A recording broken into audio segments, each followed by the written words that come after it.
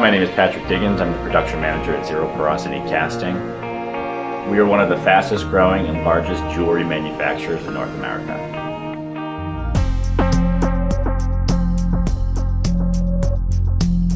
Traditional practices involve either hand-carved waxes or injections from molds that have been previously made.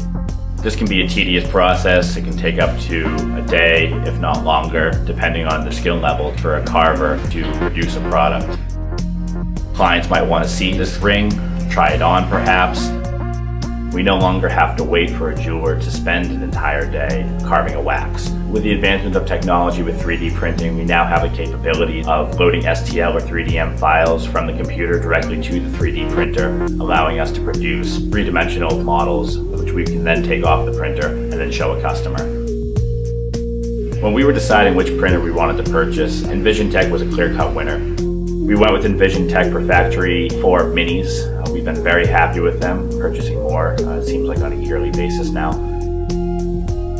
We direct cast the PIC 100 green material. In my opinion, one of the best materials that EnvisionTEC offers, especially when it comes to the casting process.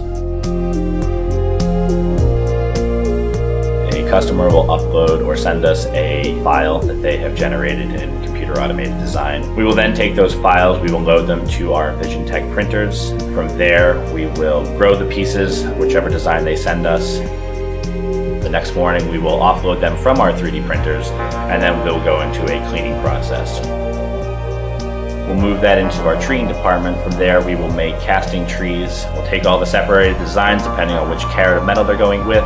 Once they've been organized, we will tree them up, and then we will move them into the investing process, where we take a cement-like material and we pour it into the flask where the designs are currently sitting. That cement-like material will encase the designs and then harden. From there, we'll move into our ovens where the burnout process will take place. The waxes are then burnt out at high temperatures, leaving a negative cavity for us to inject metal into.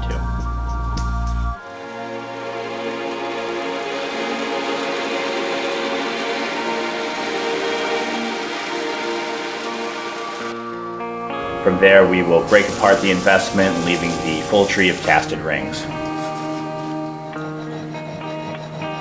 We will then separate all the rings and cut them off the tree. Organizing them again, depending on which customer sent in which order.